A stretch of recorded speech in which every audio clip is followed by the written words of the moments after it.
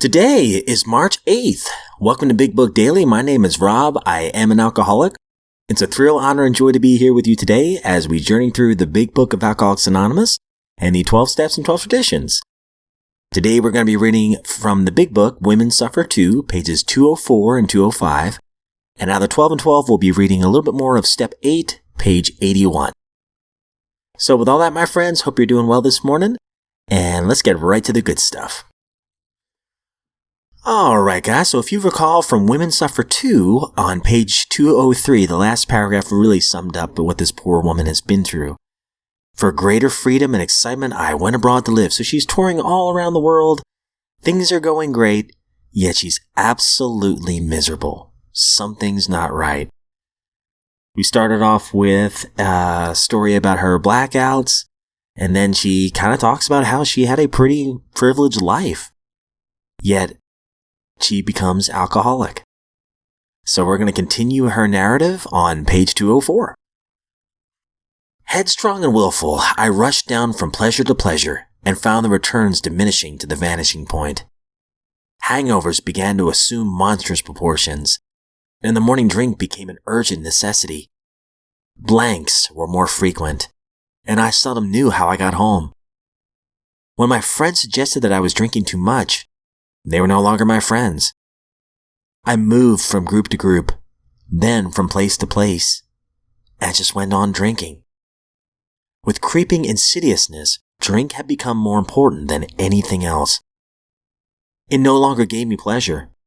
It merely dulled the pain. But I had to have it. I was bitterly unhappy. No doubt I'd been in an exile too long. I should go home to America. I did. And to my surprise, my drinking grew worse. When I entered a sanitarium for prolonged and intensive psychiatric treatment, I was convinced that I was having a serious mental breakdown. I wanted help, and I tried to cooperate. As the treatment progressed, I began to get a picture of myself, of the temperament that had caused me so much trouble. I had been hypersensitive, shy, idealistic. My inability to accept the harsh realities of life had resulted in a disillusioned cynic, clothed in a protective armor against the world's misunderstanding. That armor had turned into prison walls, locking me in loneliness and fear. All I had left was an iron determination to live my own life in spite of the alien world. And here I was, an inwardly frightened, outwardly defiant woman who desperately needed a prop to keep going. Alcohol was that prop, and I didn't see how I could live without it. When my doctor told me that I should never touch a drink again, I couldn't afford to believe him. I had to persist in my attempts to get straightened out enough to be able to use the drinks I needed, without their turning on me.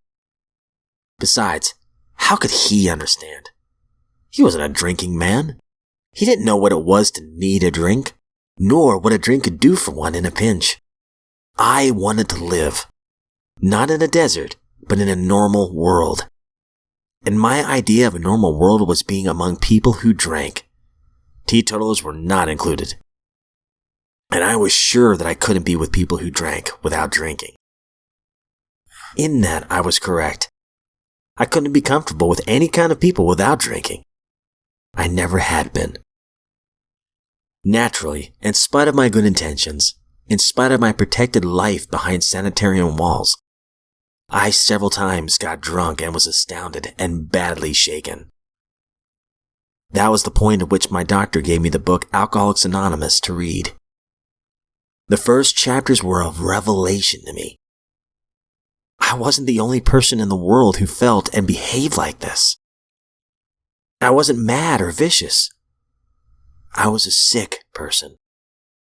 I was suffering from an actual disease that had a name and symptoms like diabetes or cancer or TB. A disease that was respectable, not a moral stigma. But then I hit a snag. I couldn't stomach religion, and I didn't like the mention of God or any of the other capital letters. If that was the way out, it wasn't for me. I was an intellectual, and I needed an intellectual answer, not an emotional one. I told my doctor so in no uncertain terms. I wanted to learn to stand on my own feet, not to change one prop for another, and an intangible and dubious one at that.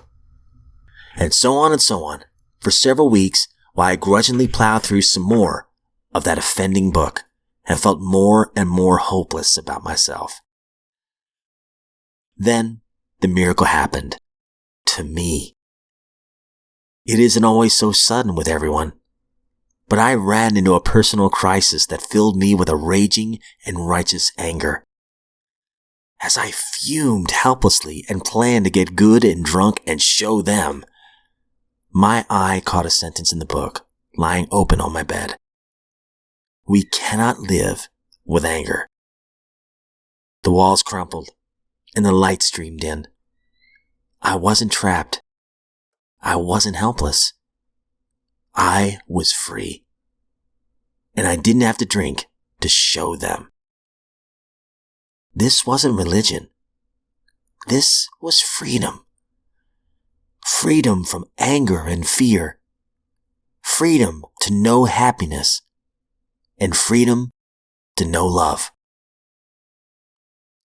All right, my friends. Well, I called an audible here, read an extra paragraph than I originally planned, but it's just so good. I couldn't stop. All right. So we'll come back to this in just a second. Let's get right to the 12 and 12. We are cruising through step 8, which is made a list of all persons we had harmed and became willing to make amends to them all. And on page 80, we were talking about, how are we actually harming others? And it says here, to define the word harm in a practical way, we might call it the result of instincts in collision, which cause physical, mental, emotional, or spiritual damage to people. So with that, we're going to build on that on page 81. Such gross misbehavior is not by any means a full catalog of the harms we do. Let us think of some of the subtler ones that can sometimes be quite as damaging. Suppose that in our family lives, we happen to be miserly, irresponsible, callous, or cold. Suppose that we are irritable, critical, impatient, and humorless.